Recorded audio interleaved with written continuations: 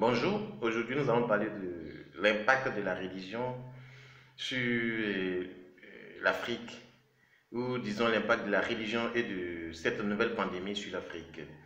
Alors, pendant cette crise que nous avons tous constatée, qui a bouleversé toute la planète bleue, la planète Terre, nous avons constaté que les religions ont eu vraiment un certain impact sur la population. Nous assistons également à une promotion des religions sur et le monde, particulièrement sur l'Afrique, et encore la promotion de la religion, principalement la religion chrétienne, que les gens sont en train de promouvoir en quelque sorte, et parce qu'ils savent que de l'autre côté, ils ont rendu certaines religions qui sont à la base dociles et violentes.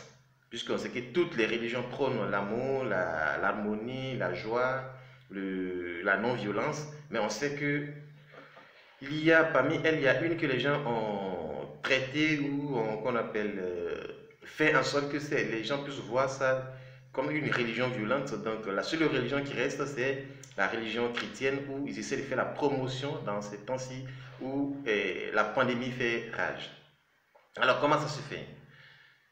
Nous constatons que la religion dite chrétienne, que les gens, pendant cette crise, constate que les gens se mettent tous dans la rue en train de prier. Tout ça, ce n'est pas fait de façon gratuite. Il y a des gens qui sont derrière eux, qui les encouragent, qui les payent à aller faire ce genre de scénario. Nous constatons également que même le gouvernement, la police, constate certaines voitures de police en train de transporter des haut-parleurs pour diffuser la religion, le message christianiste. Nous constatons également des images étranges que nous voyons souvent dans le ciel, que des gens sont réunis en train de prendre des photos. Et nous avons constaté également que des religieux sont même allés prier à la Maison Blanche, disant que ouais, c'est la solution qui reste. Alors nous allons vous expliquer comment ces choses-là se font.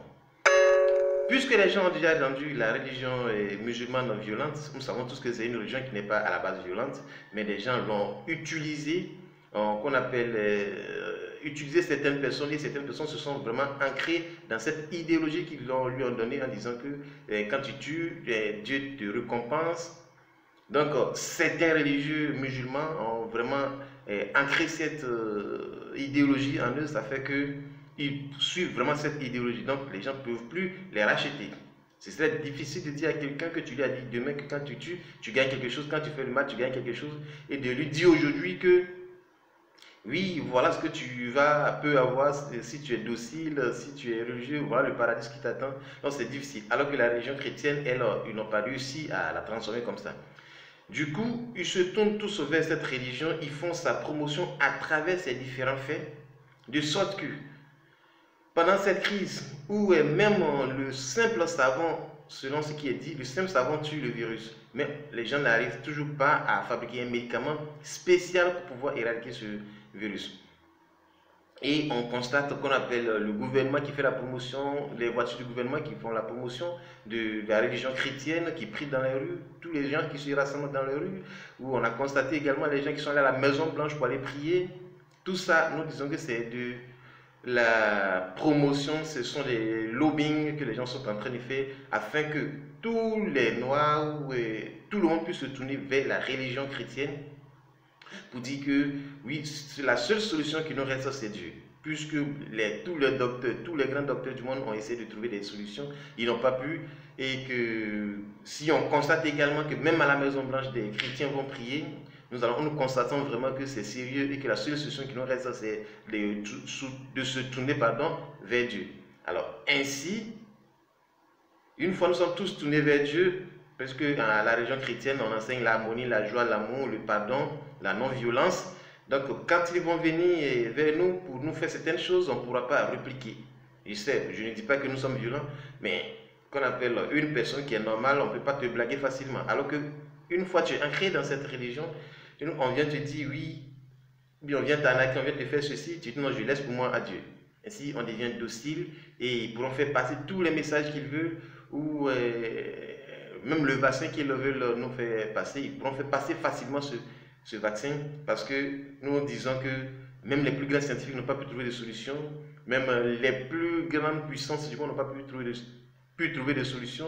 Et que si ces grandes nations se tournent vers Dieu, vers Jésus, alors c'est la seule solution qui nous reste. Il faudrait que nous tous, nous accordions à suivre le christianisme.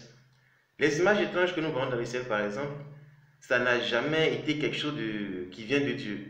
Des images, ce sont des trucs scientifiques où quelqu'un peut être quelque part, balancer certaines images dans le ciel et être quelque part, d'autres personnes quelque part vont voir ces images et vont se dire que non, c'est l'enlèvement qui arrive, ce sont les derniers temps qui arrivent, et puis ainsi on s'adonne tous à la religion. Et également, quand on voit des catastrophes naturelles, ben, tout ce que nous appelons catastrophes naturelles aujourd'hui ne sont pas des catastrophes naturelles. Il y a des catastrophes naturelles comme d'habitude et il y a des catastrophes artificielles. Toutes ces choses sont faisables, que ce soit un tsunami, un tremblement de terre ou une inondation, ces choses sont faisables. Par contre, ces choses qui sont naturelles, ça a toujours existé. Ça a toujours existé, ces choses, des feux de brousse qu'on n'arrive pas à atteindre, des inondations qui se passent par-ci, par-là. Ces choses ont toujours eu lieu, ça s'est toujours passé comme ça dans le monde entier, parce qu'à notre génération, nous avons des téléphones et des vidéos partout, que dès que quelque chose se passe, automatiquement on prend une photo, on prend une vidéo, et puis on balance sur Internet, et ainsi comme nous sommes devenus tous aujourd'hui un seul village, automatiquement quelqu'un qui est dans le fin fond de l'Afrique peut voir, quelqu'un qui est en Asie peut voir, même si la chose s'est passée en Amérique, mais en un espace de 10 minutes, quelqu'un qui est au bout de la planète peut voir. Et parce qu'avant, les gens n'avaient pas les téléphones, des caméras, des vidéos partout pour pouvoir filmer ces choses qu'on ne constate pas. Sinon, quand on écoute les traditions orales, on constate qu'il y a eu toutes ces catastrophes naturelles qui arrivent aujourd'hui. Quand on constate ou on pense plutôt que c'est à notre jour que ça devient encore de plus en plus fréquent. Non, ça a toujours existé, c'est parce qu'on n'avait pas ces moyens de communication pour pouvoir, qu'on appelle, les voir à chaque fois. Donc tout cela, les gens font de sorte que nous puissions dire que oui, la seule solution qui nous reste, c'est Dieu, et que tournons-nous vers Dieu, et comme ça, ils pourront nous massacrer facilement. Alors tout ce qu'on peut dire aux Africains, ceux qui vont généralement à l'église de façon normale, et oui, ils peuvent partir, ils peuvent faire ce qu'ils veulent, on ne dit pas de ne pas croire en Dieu, mais sachant que la promotion de la religion chrétienne qui est en train d'être faite, il y a quelque chose de vraiment caché, il y a un message qui est caché derrière. Ils essaient de nous rendre dociles afin que nous ne répliquions pas à ce qui va suivre après. Alors, prenons garde, soyons sur nos gardes et essayons de ne pas les suivre bêtement, sinon nous mourrons tous comme des moutons. Vous savez qu'ils cherchent à éradiquer tout le peuple africain, mais ce qu'ils ont oublié, c'est qu'on a des gens intelligents aussi, des intellectuels aussi comme eux, de sorte que quand ils font quelque chose qui passe de travers, ils alertent la population et que nous nous levions tous. Sinon, pour parler de cette pandémie où ils disent qu'ils ne trouvent pas de solution, on a des frères congolais, des frères béninois, des frères burkinabés qui disent avoir trouvé la solution, mais on ne fait jamais leur promotion.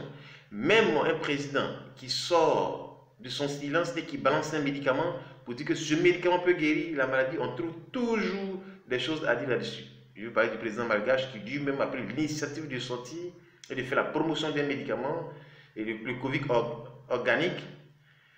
Mais on nous apprend que l'OMS dit que le médicament n'est pas approprié. Ça veut dire qu'il y a quelque chose, il y a anguille sur roche. Alors, prenons nos gardes, soyons vigilants, chers Africains, et ne partons pas dans la tentation de ces gens-là, ne les suivons pas bêtement, sinon nous mourrons tous comme des moutons.